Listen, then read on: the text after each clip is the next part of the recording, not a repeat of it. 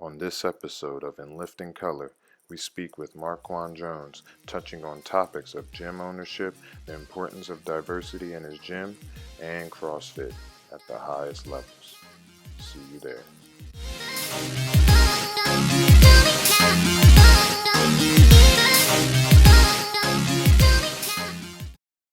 Hi, and welcome to In Lifting Color. I'm Jess. I'm Brandon. And we have a special guest with us today, and we'll let him introduce himself. So, who are you? Hello, everyone. I am Marquan Jones, 2018 Games athlete, and I guess you could say I lift a little bit as well, if you want to call it. A little bit, yes. Okay, yes. So we are here with Marquan Jones, and we are very excited to talk with you. So let's get right on into it. All right. Let's get a little more detailed. So, like, where are you exactly from? Where do you reside now, if you don't mind telling? And then also, you could cap that off with, like, what led you to being in CrossFit? Yeah. So it originally all started off, I'm from South Carolina. I was born in a little town called Anderson, South Carolina. And I grew up playing sports my whole life. So every football was a thing. I mean, it's a staple down south. I played football, was my number one sport. Also played basketball to keep up with my agility for football. And then I ran track to keep up with my speed. So I did all sports as much as possible. Didn't play much of baseball. Played a little bit of baseball, but not a lot of it. So sports were something that was always the focal point of my life. So through sport, obviously, you need to train as much as you possibly can. And I love the training aspect of it probably more so than the sport. So training was something that was always important for me. Fast forward a little bit, I moved to Jersey 5 years ago. So I was in South Carolina most of my life, and then I moved to Jersey 5 years ago. And I right now live in Roseland, New Jersey. That's the basis of it all. Started off in South Carolina, then moved to Roseland, New Jersey not too long ago. North Jersey is what we just established. Yeah, sort of established. Yeah, established for me. Some people would Right. like shots us. So are you still at CrossFit Roseland right now? Yeah, I am. And we are obviously dealing with COVID, and I'm still at Roseland, and we have a huge team around us that helps me run the place. That way I can train as much as I possibly can. And then we also have a great team that handles the back end stuff and manage the place pretty well. Yeah. So It's pretty cool. So how did you find CrossFit? So you were in football. Did you go and then play football, and then you were like, oh, I'm going to train, and then you found CrossFit? Like, how did you end up in this CrossFit world and then end up running places? Right. So what happened was 2012, I graduated from college, but I wanted to try to go to the NFL. And I think that's pretty much all young black males' dream, to play in the NFL, NBA, whatever the case may be. But I also took my academics pretty serious at the same time. So I graduated from Clemson University, and I tried to go to the NFL. And while I was trying to get into the NFL, I was still training. And when I was training, I found CrossFit to help me stay in shape. I ended up going to the CFL for maybe 8 months, played in Canada for 8 months. And then I ended up getting cut. And then once I got cut, I went back to my training regimen of CrossFit. So I was able to stay strong, able to keep my conditioning up by just doing an hour class at CrossFit. And I fell in love with it. Once I figured out that football wasn't going to happen for me, I just kind of hung up my cleats and I gravitated towards CrossFit a little bit more. So I started coaching and then doing personal training, fell in love with the sport of CrossFit, and then it took off from there in 2013. So it was a pretty fun experience as far as starting something new. I had a pretty decent baseline when I started CrossFit because I trained a lot through football. And I also like helping people out as well. So by me helping people out, I just decided that, why not coach as many people as I can, give them as much feedback as I can, and help out as much as I possibly can. So yeah, that's what brought me to CrossFit, really. Yeah. He's there. What? Actually, all right. Are you gonna say something? So if I have a thought in my head. Say your thought. All right. So, that's why we're here. All right. All right. Let me get it out. So when you first started CrossFit, right? You So this is diving straight into the diversity aspect of it. Right. And I know for me, my main reason of starting CrossFit besides training and all that was to be one of the Black guys in it. So I don't know if that was maybe your thought process for you as well. Also to be the guy or one of the guys to actually be the pepper in the salt. You know what I mean? I feel you on that. In reality, I went to a gym it definitely wasn't diverse considering the fact that it was in Clemson. The town of Clemson is a predominantly white town. The only Black kids that are there are pretty much the athletes. So it was a very small population of it. But whenever I joined CrossFit, the owner was an Asian guy, and he was pretty decent. Myself was the only Black guy. The owner was an Asian guy. He was also his co-owner. She was a female coach as well, and she was also lesbian. So it was all it was a pretty big, diverse group already. Yeah. So I didn't go into it, honestly,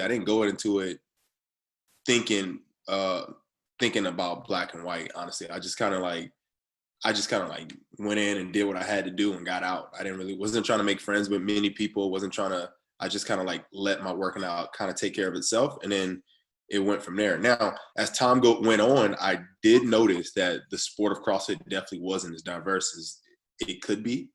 And for that, as a Black male now, we kind of gravitate more towards the more athletic side of things, gravitate where the money is, it's a lot of variables. While, the people of color don't choose CrossFit. It's just something that's it's a training regimen. It's kind of something you do to prepare for something else. Mm-hmm.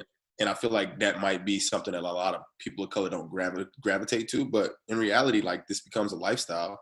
Yeah. And once it becomes a lifestyle, you live a healthier life, you become stronger, you become better. But it also, it is good to bring people of color into the sport of CrossFit for sure. But that's going to take some time.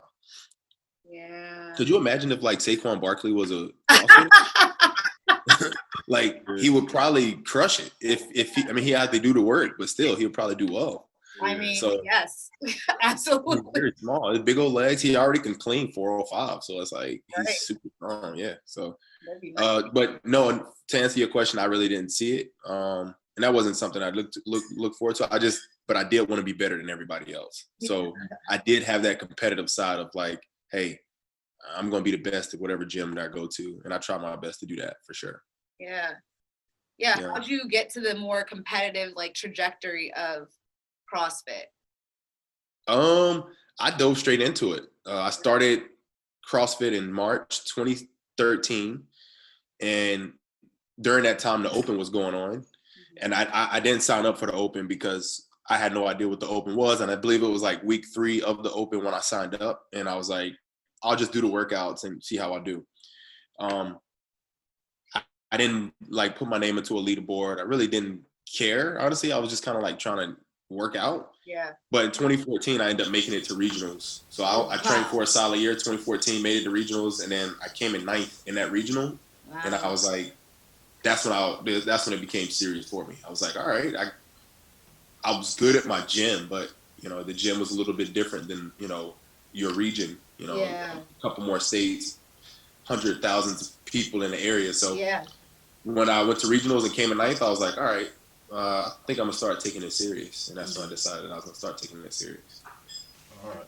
Let me ask you this question. So, being a person based from the South, right? And I don't know if you've seen previous episodes, but we interviewed a guy, Kevin, who he started his CrossFit journey in Florida, and one of his things was when he would hop around gyms in Florida, he would pre-screen the gyms to see if there was other people that looked like him before he went, or see if he would have to battle the Confederacy mindset and stuff. So I'm asking you, did you ever have to, or did you ever have to do that type of thing? Did you ever feel that type of thing going to other Southern CrossFit gyms to get a training session in? Honestly, I didn't, because I didn't travel when I first started CrossFit. I didn't travel much and explore other gyms. So I was probably a little negligent on that part. I just stayed kind of at the gym that I was at, and whenever I competed, I would just compete at different areas. If I ever dropped into a box from traveling, I was welcome pretty much, but it was always in different parts of South Carolina, or it was more north probably. Whenever I dropped into certain boxes, but everywhere I went, I felt like I was extremely welcome. And I don't know if it's because I started competing so early and it was serious for me right out of the gate, and people were like, kind of had a buzz about my name or whatever. Right. But yeah, I didn't look too much into it whenever I first started, and I didn't travel that much. So yeah, I guess me staying where I was, staying put, helped me really not see how bad it was in the CrossFit community, that there wasn't many people of color. Yeah. Have you noticed a difference now that you're up here? I mean, I know you already established yourself and were at a box, but have you noticed that more as you're doing some coaching and running some gyms, like running a gym? I actually have noticed. Yeah, I actually have. Yeah, whenever I go to different places, not necessarily through my eyes, but hearing stories from other athletes. Whenever they travel places, they kind of don't feel as welcome as they should. And by me hearing those stories, I'm just like, hey, like, that's definitely not acceptable. It's unacceptable, 100% unacceptable. So yeah, I've heard stories about it several times, but I've just never really experienced it for myself. Yeah. Well, that's good. That is good. Yeah. Yeah. Is that something that you guys commonly been through?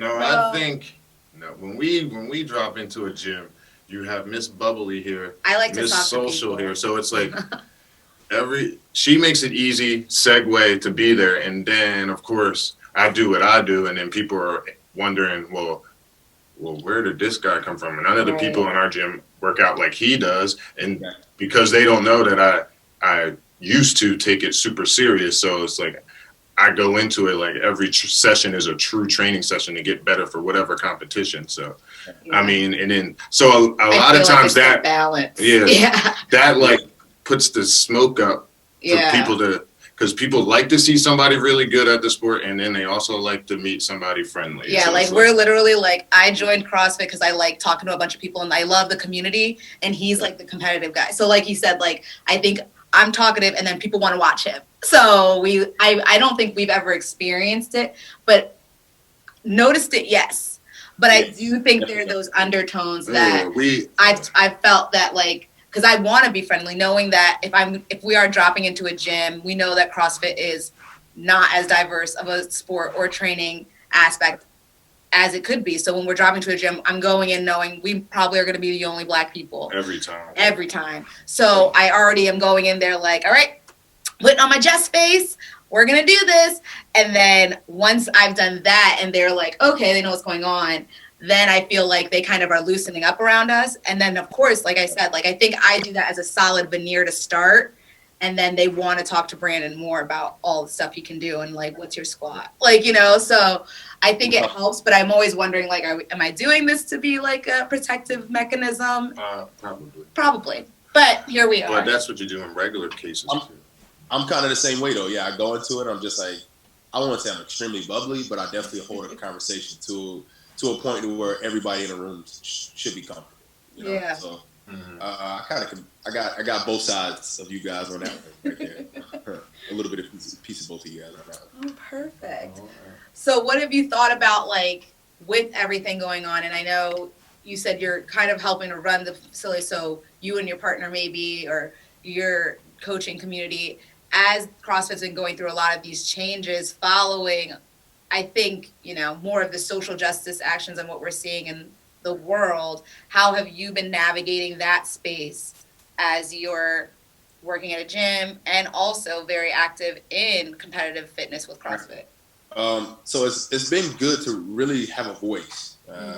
Like I said, I've been doing a lot of podcasts, and a lot of people have been listening and reaching out and just trying to be informed on what's going on. So it's good to have a voice. And I feel like what you guys are doing is creating another platform in order for me, you, all of the people of color to share their voice when it comes down to the social inequality that's out there, racial problems that's out there, everything that's going on. So being at this level or being here is allowing us to express ourselves, which is something that's really, really good. Fortunately enough, the community that's around me, they're very, very supportive. So with all of this stuff going on, I will get text messages. And I was also shocked that I wasn't getting text messages from friends of a different race that wasn't as supportive or just was kind of like ignoring it, pushing it off to the side. But also people it was a lot of people reached out that said they were super supportive and they're there for me and asking a lot of questions. So our community definitely backed us 100%. And I'm extremely happy about that. You know, it feels good to have some people behind you in this, and you know you're going to have some people that's not. So it's kind of how it is, I guess you could say. Yeah. That's tricky. I feel like we don't own a gym, but one of the common things I think we've been curious about, another person a few people we've interviewed and talked to, we've asked about like feeling the pressure of saying something when Greg Glassman made his comments, or when it was a lot of the disaffiliation dominoes happening and like all of these things. And there's like a combination of messages of, I felt like I had to say something, and another side that we weren't didn't think as much about of, no, I didn't have to say anything. Nobody asked me to. We when the whole George Floyd situation happened,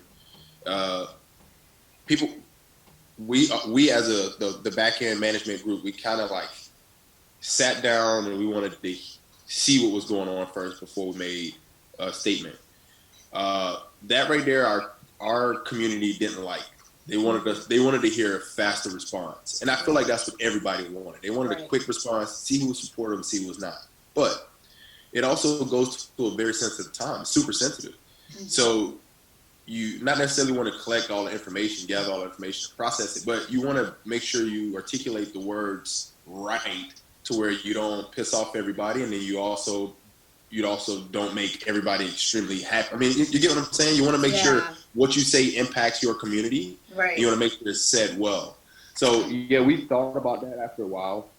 Whenever the George Floyd situation happened, we thought about it, and we probably was a couple days too late, and some people was a little upset about it, but we made a response just quick enough. Whenever the Greg Glassman situation happened, we were quick on that one.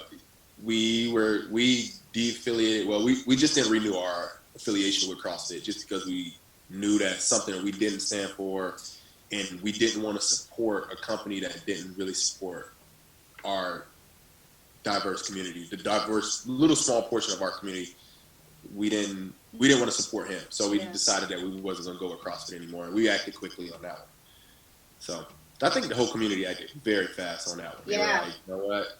We don't want to do this anymore. And it was mostly in the U.S., but everybody was out just because they didn't agree with what Greg Glassman was saying and doing. So, with that being said, how do you feel about, let's start small with your gym and like the potential for even more growth in your gym and for diversity, and then we'll go to bigger picture, the potential of growth for the sport of CrossFit and diversity with that. Like, do you feel that there's still way more room to grow in each of those aspects, the gym and the sport, or is it maybe reaching its peak? Who knows? Probably not reaching its peak, but I feel like there definitely is more room for improvement on both sides. As a man of color myself, I feel like I can tap into that community of lower income areas, or even just the Black community. I can probably open a gym up there. The more athletes that decide that they want to try CrossFit or acknowledges the sport of CrossFit, then in the predominantly Black areas, that can bring more diversity to CrossFit. Yeah. So that's one way. As far as bringing the CrossFit scale, a bigger scale, I feel like people of color just strictly got to work. You know, if we want to be realized and noticed in the sport of CrossFit at that higher level, we got to make it to the games or make it to regionals or do well in these sanctional events. And then our faces be shown, because it can't be given to us. Does that make sense? Yeah. Yeah, it's like it can't be given to us. So yes, we want to see more people of color at the games, but it shouldn't be given to us. We still got to work for it. Yeah. So, but by us bringing or opening up more gyms in a predominantly Black area, that can help get more people to the games or be acknowledged of the sport and probably tap into the sport a little bit more. But yeah, and that's just my perspective on it. Because a lot of people say we want to see more, people of color at the next level, but they have to be drawn to the sport and we have to qualify to get there, How do you see that happening? The only way I see it happen is we open up more gyms in a lower income area or a predominantly Black area. That's the only way I feel like it happen. Because if you have more people of color doing the sport, then they'll definitely, if they do well and train and work for it, they can definitely go to the next level. Because anything's possible for sure. This is going to be a very Devil's advocate. devil advocate Yes. question here. You say I like you say we have to open more gyms in lower income areas. All right. So right. So we're saying lower income areas are. Yes. But also, if you're opening it in a lower income area, are you charging less? Yeah, you would have to. Yeah, it would have to become more of and you can probably tap it into like a recreation facility where they probably getting income or help from the government if it's a recreational facility. And then you can open up a CrossFit facility inside of that, maybe. Or it would have to just be cheaper, and hopefully you'll be able to find a facility or a place that's managed that you can manage as far as rent and overhead will probably be good as well, or low, in order for you to get more people of color to participate in it. So you probably have to charge a little bit less, or even comp it, do it for free, and just kind of find another way, a source of income. I haven't really dig deep or thought too much into that, but that's just a thought process for me. How do you think, because I feel that one of the biggest common denominators of athletes of color that we've talked to or that I know is this sports background, and a lot of times higher level competitive sports, whether they played in college or they were just super duper great at what's a not like gymnastics, not NFL, maybe like 18. Yeah, like they went to varsity football, or like maybe went to a D3 college or something like that. Level. Like, how do you think tapping into those areas where we do see a lot of we see college athletes all the time, like you said, Clemson's full of white people, yes, but also Black athletes that everybody's not making it to the semi-pro level, CFL, NFL, another national league. Like, how do you think, because I think people do think about getting into more Black and brown communities, but there are Black and brown people that have come from sports across the nation, if we think about America, that aren't going to go to the level that they're leaving. And how can we tap into those areas and say something like you, like someone like you who hung up his cleats and said, but I still want to do this training thing. I still want to, focus on my health and fitness, and tap into those areas where there's a wealth of Black and brown people. Because like you said, I think a lot of Black and brown kids see themselves in professional athletes because that's where we're showcased, right? Like there's the LeBrons, there's the Saquon Barkleys, there's the professional athletes that they're like, I can be that. But we're not tapping into those kids that then grow up, don't make it to the NFL, and could be doing this. Like, how do you think we could tap more into that demographic? Maybe we can start implementing CrossFit into their training regimen. Instead of just doing the usual, go to the gym and you do your bench press, your squats, your dumbbell curls, tricep extensions. Instead of doing all that stuff, maybe you just implement CrossFit as a training regimen. And if you make it competitive starting for training, maybe it's be something that it can pick up. If they say, you know what, I did CrossFit in high school and I really enjoyed it, and you see, Matt Frazier winning $300,000, or he has a $500K or maybe $1 million Nike deal. Right. Why can't I do that? So maybe if you implement that more into sports, it probably will help out a lot. Yeah. And that'll probably be one avenue or one way to do it. But other than that, you just pretty much, like I said, got to raise awareness of CrossFit in a predominantly Black and brown community. And open up gyms, or even have myself or somebody else go out and just say, hey, try this, see if you like it. Speaking of your competitiveness, so you've made it to the mecca of the CrossFit world, making it to the games. How has that kind of shaped who you are as an athlete? And then also, I feel like there's this ideology for our Black athletes, I'll say, where some of us are looking out for y'all. Like, I feel like there's like there's the Chandler Smiths, like there's the Easy Muhammad's, like that we're looking out. Have you ever felt pressure as being one of the athletes that made it to the games? Or has it just been like, this is where I've been wanting to be? Right. No, I didn't feel any pressure at all. Especially the first year. Well, the only year that I made it, I kind of just went into it thinking that I was a rookie. I want to grab this experience as much as I possibly can. And then it goes back to what Brandon said. I had so much experience playing at a high level, playing at collegiate football, to where, like, we were playing in front of thousands of people. It was aired on ESPN every Saturday. It was like, if you mess up there, the world sees it. But for CrossFit, it was like, it's serious, but it's just like working out. It was just working out. Like, if I mess up, only thing that's messing up is myself. My team is not going to lose the national championship or this. So whenever it came to that, it was a better, fun environment for me rather than football. So the pressure was definitely added when it came to that. Now, being the only person of color, it was definitely one of those situations to where at first, like I said, I was kind of just like doing my own thing in my own little world, not really paying attention to what was going on. And then when I finally realized it, I was just like, wow, like, we should have more people of color in the sport. And I want to tap into that as much as I possibly can. And we just got to figure out a way to do it, Yeah. So that's kind of those situations. And then making it to the games is definitely, it gives you that platform again to be heard, show your voice, spread your voice, and then go from there, to the best of your ability.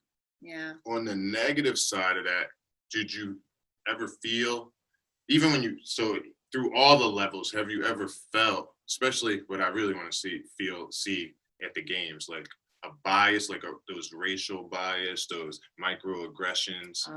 Did you ever have those type of things towards you? Did you ever feel like maybe you don't want to think it, but is it because I'm the only Black guy here? They kind of scored me wrong on that event, or judged me too hard on that event because they didn't want to see me. Like, did you ever kind of have those kind of? Honestly, I haven't. Like, I'm a pretty straightforward guy. If I am not putting the work in, or if I had a couple no reps, or something happened, I'm gonna probably complain for 2 seconds, and then I'm gonna be like, okay, I didn't stand up all the way, or I didn't get low enough on that squat. I definitely got a no rep. It is what it is, and then I'll move on from it. But it's never been a situation to where I felt like, kettlebell deadlift workout. Yeah, it was maybe so, but I didn't think it was because of a race thing. 2017 regionals. I was doing kettlebell deadlifts, and a guy just kept no repping me. He said one of my knees wasn't locked out or something like that. And I was like, I was like, what? But he was also a person of color though. So so I don't really know if that was the case. Honestly, I don't really know if that was the case. So yeah, I've got some bogus no reps before, but then again, like, normally I'm the first person to be like, okay, that's a no rep. Or I'll get in a huge argument with somebody and I'll go back and look at tape and just be like, all right, he was right. But it's very rare. Maybe that one instance where I was just like, wow, I can't believe I'm getting no rep right now. But the guy, again, he was a Black guy. So I haven't felt that as of right now. And maybe it has happened. I'm just kind of like gullible and just don't really see it or try not to see it. But I haven't felt that yet. Yeah. Hopefully I never will. If I do, then it'll definitely be a problem. It'll be the kettlebell deadlifts all over again. Right. It will be. I was like, what? And it's pictures out there where I'm just looking at him like he's stupid. I'm like, what? There was a bunch of memes for that. Yeah. And I could probably send that to you. Have you been featured on the games page or the CrossFit page on Instagram or the website? Yeah. It's been a couple times actually. And CrossFit reach out to me and then they say, hey, can we use this and post it to our page? And they did. So, Problem. and I think fortunately enough, I had a couple photographers that I know that was really good with CrossFit, and they just sent their stuff over and they trusted those photographers, and that's probably that's probably why they used them. But I have had stuff used, and it was once or twice. It's very rare that it happened, but they did repost me a few times on their CrossFit page. I think that's been a big criticism, is that there are these Black athletes out there making it to the elite level, Right. and they're just not getting publicized as much. Correct. That's Agreed. like part of the reason why, like, well, people aren't seeing other people do it. So Right. how would they think they could make it there, or that's a space for them if, well, there's no Right. pictures of these people being at the games. So why? Yep. How would I You're know? right. Neil Maddox was Yep. one of them that, like, Elizabeth Akinwale, Neil Maddox. Those two right there come to mind right away. For sure. And also Alex Nettie. Alex Nettie used to wear Jordans. Alex Nettie used to wear Jordans at regionals, and that's when I was just like, I'm gonna be the first Nike athlete. Whenever I saw that, a long time ago. Yeah. And then, but yeah, those are the people that I definitely remember. But you're right, they were never super highlighted. Elizabeth Akinwale was in the highlight because she would win a couple events here and there. Yep. But I don't particularly. I remember Alex Nettie in the Midline March 2016 or 17. Well, other than that, like, I looked for them in particular, but they definitely were not highlighted. So yeah, to your point, they don't highlight the people of color as much as we would like. We'll say the same thing about you, because we definitely were looking for you, because we were like, oh, we know him, Right. We've been at the Right. gym, like, and like the same thing, like at the 2018 games, we were like, we got to find him, and it was kind of like, come on now, like, because there were some events you were excelling in, and we were like, okay, let's put the camera on it, Yeah. like things like that I think stand out to us. But like, you're in the field, right? So you're not you're like, I don't know who they're looking at. Like, I'm looking at my score and my judge. And I should definitely go back and look at that stuff. But yeah, like I said, I haven't really seen it. But at the same time, it probably definitely goes on for sure. Now, Definitely goes on. Question might be controversial, but a little bit of me feels this way, and I don't care if people don't like me for it or not. But Maybe do you feel that they may be overusing Chandler Smith a lot? I mean, definitely, yeah. After all this stuff started to happen, they definitely started to highlight him a little bit more to show that it was color in the sport. Yeah. And yeah, that's not controversial at all. I feel like that's just something they're trying to do to save face, and that's perfectly fine, I guess you want to say, because now, again, even if it's just one guy for right now, and they are doing it to save face, this is what we want, Yeah. So do it, I guess, to the best ability. And shout out to Chandler for that, You can't. He probably realized it as well. He's a good dude, so you can't take away from the work he put in, but it's like they're putting the token stamp on him because they like him so much, instead of like just blend it in. Not just blend it in. Yeah, I agree with you. Yep.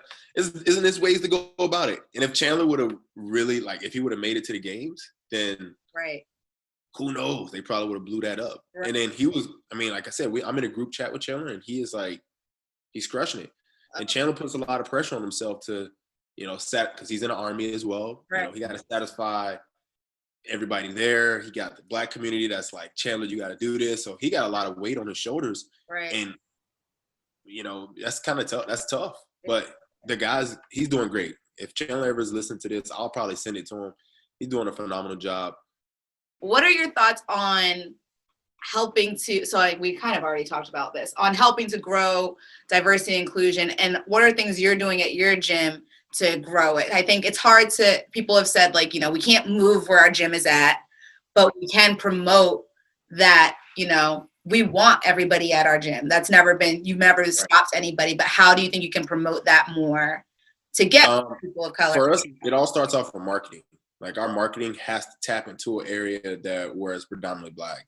Mm-hmm. So we've opened up our marketing realm, I guess you could say, of a broader area to where we got to try to get more people to come to us as much as they possibly can. So for us, is marketing, and it's got to be a wider, broader range of New Jersey to market to, instead of our snooty area, kind of Livingston area, Roseland area. It's kind of like higher income, kind of like predominantly Jewish, I believe. And it's just like, we got to broaden that a little bit. Yeah. And if we get people of color to walk through the door, and make the price point reasonable, and then we go from there. And if they got it, then we'll do it, and we'll love to have them. So that's something that we've been looking into as much as we possibly can.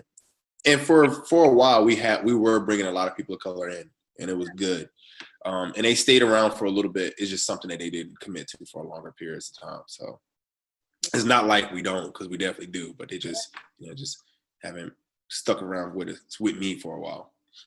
So at your gym, how, and you brought this up in like a previous episode, like how open is talking about race and racism at your gym? How do people get in those type of conversations at your gym? Do you encourage those type of conversations at your gym, or do people just leave all that stuff at the door and walk in and the gym is the gym? No, we talk about it. Every time we warming up, I always bring up something, whether it's a show we watched on Netflix or what's going on in the world. I try to stay away from politics, because that right there can cause a feud between the athletes. For me personally, I mean, if we can have a reasonable conversation, I'll definitely do it. But for the most part, we talk about race all the time, or some different type of ethnicities all the time. Yeah, we joke about it. Sometimes we don't joke about it. We talk about it on a heart-to-heart level, deep level. So everybody acknowledges it, and for the most part, everybody's respectful. I haven't came across or been in a situation at my gym yet to where somebody was disrespectful or blatantly racist. I haven't seen it, felt it yet, and I don't think they'll be dumb enough to do that, not in my face at least. So for the most part, we discuss it, and I feel like everybody there is we're a pretty tight-knit group, and everybody's together, and I hope it stays that way for a long time, for sure. What are your hopes for CrossFit in general? I think the biggest change has been the change in structure, the change in leadership, of course, which was all driven by, I think, the social injustices and that all of that ended up happening. What do you hope to see from CrossFit HQ going forward? It goes back to what you guys were saying earlier about shedding light on people of color in the sport of CrossFit. You can't have all your posts about, white people doing this, or all the white people doing CrossFit, only white people doing CrossFit. Yeah. It's everywhere. I feel like they have to take chances, maybe send a marketing team out and about to find people of color doing the sport of CrossFit, and they have to acknowledge it and put that on, I wouldn't say a high platform or pedestal, but acknowledge it. And in that way, we'll be able to see a good mixture of a diverse group doing CrossFit, for sure. Yeah. And that's just a thought. I mean, there's probably several other things that they can do, but it's just definitely a thought. I mean, I like to say there's like really high hanging fruit and there's low hanging fruit. Like that's a low hanging fruit that's not hard to achieve, Right. Travel around or just get on Instagram and you'll see people of color doing CrossFit all the time, Right. So for sure they can do it that way as well. They're not affiliated anymore. But hypothetically, if it wasn't the Rosa guy and it was some black guy, would you have considered keeping your affiliation? We actually still are reconsidering picking it back up, honestly. Again, this is a regiment that we really believe in, and some of our diehards that get on the computer and just say, hey, I want to figure out what's the local gym in the area, and they see that as CrossFit Roseland, we're thinking about keeping it. And it's also with this new guy coming in, we don't know what the future brings when it comes down to teams. It was always a little bit easier through the open when it came down to teams and also having that affiliation. Whenever you don't have an affiliation and it comes down to the teams, it's like, it's tough. It's a lot harder for teams to qualify or go to the game. So we're considering that just because we might have two possible teams to go to the next level. So awesome. We're considering picking that back up as well because of that. Yeah. But other than that, I feel like they're on the right track by hiring somebody else. And then if the guy continues to do well, then maybe we'll pick it back up. Yeah. So, but if it was definitely somebody black, we probably would have. Yeah. Now, just change. Any kind of change would have been better. All right, now let me ask you this: if you knew that even with that new owner, the executive positions in that at HQ are still held by white people, or Greg Glassman? Do you feel like that's enough change? Wait, what did you say? No, Greg Glassman. Oh, yeah. You remember that one point where they were like, Dave Castro is now going to be the owner? Yes, yep. We didn't believe it. So we were like, nah, we good. We still going to not have it. But now Eric's in, and you know, I don't know the guy much. He had a team reach out to me on a Zoom call. Fortunately, I couldn't do the Zoom call, but he had his team reach out. They wanted me to do the Zoom call for a weekend, a few days. Was it 3 days? 2 days? And I was like, I didn't do it. But I've never gotten that before. So it was like he's trying to include people of color into that Zoom call or into CrossFit. Yeah. I just didn't take advantage of it. Into the conversation, I just didn't take advantage of it. Yeah. So, yeah, if it was David Castro, again, thought we're gonna stick with it. Yeah. But now that it's Eric in there, and yeah, we're definitely gonna reconsider. Yeah, I think the hope is for long change, because I'm thinking Brandon's asking about, as he's appointing more people under him, and it still looks like, hey, HQ doesn't look like the population you serve. You don't serve an all-white community of people across the world, realistically. Your executive chair, your C-suite shouldn't look like everybody looks alike. Right. They shouldn't be all diversity, all women. Like how would you feel? Any of that change? Then maybe not. You know, who knows? We gotta. I guess only time will tell. Yeah. Yeah. Yes, time is. Time will tell. So now we're gonna get into this, that, or other. This is our fun part, even though it's been fun the whole time. Where we ask you, would you rather this, that, or you can pick something completely different than what we've offered you. Let's do it. Okay. So the first thing, Family Matters, Fresh Prince, or other. Fresh Prince. Easy. Okay, that was easy for you. Man, put in the real question. Here we go. Come on, hit me. I like this. Nobody likes this one. Nobody likes this one. That's not good. Okay. It was Fresh Prince, Martin, or other. I'm still rocking with. I'm gonna go with Martin on that one. See, you know. Yeah, I'm gonna go with Martin on that one. That was close though, only because Martin was like they was around the same time. I was raised on Martin. I remember that one well. Fresh Prince was like Nickelodeon late at night type deal. Only thing that was left on TV, but it had good morals, good stories, good storylines, everything. I learned from that. Yes. So yeah, but yeah, I'll definitely have to go with Martin. Martin was just funny. That's been all right. Up next, food. Right. Food. Here we go. This is a childhood probably thing, because I don't know. I eat these now. Yeah, go ahead. We still do. All right. Honey Nut Cheerios or Frosted Flakes? Or other. Honey Nut Cheerios. Yeah. I got that in the fridge, right? I mean, on the top of the refrigerator right now. Yes. Honey Nut Cheerios for sure. You just had a bowl, didn't you? Yeah, Honey Nut Cheerios. Cereal's the best. Cereal in a cup. Cereal in a cup. Anyway. I'm more so like a Lucky Charms kind of guy, though. Too sugary. Oh, that's a lot of sugar. Yeah. All those marshmallows. I got a terrible sweet tooth, so. Lucky Charms. Okay. Last one. Music. Okay. Kanye, Drake, or other. Music. Drake. All other things set aside. You cut them off. Drake. I'm a Drake guy. I'm more of that R&B kind of guy. So you're all in your feelings. You're in your feelings. Kiki. I guess if you want to call it that. He can snap a little bit every now and again. He snap. He does. Kanye, a little freestyle here and there. Right. Kanye. I don't know. You never know what you get from him. So yeah. I mean, I appreciate his art. I appreciate his craft, but you're Drake. Yeah, you never know what you get from him. So Drake. Yeah, I'm gonna just leave it at. I'm gonna just stop right there on him. Yes. That's my guy. Whatever. Leave it to Drake. That's good. You could be Drake. You could be King Drake. And that's all we got for you today. That's perfect. it. That's awesome. Thank you so much for doing this with us. Thank you. We hope to have more conversations, and we hope to see you, once you're recovered, post-pandemic, all of this. I'll keep y'all updated on how things are going for sure. Yes. I'm sure we'll see. And then I'll get Chandler. I'll hit Chandler up and get him on the show. Woo! We'll be waiting. Yeah. Tell him our camera skills will be much better, okay? Our camera skills are fine. Battery. I don't think y'all camera skills are bad right now, to be honest with you. Thanks. I'll experience worse. Great. Well, thank you again. And thank you guys so much. This. I'm going to eat. You guys have a good time. You too. Thank you. All right. See you. No problem. All right. Take care. Ooh, got the hookup now. Lift and love all day, every day. Thanks for tuning in. Like and subscribe.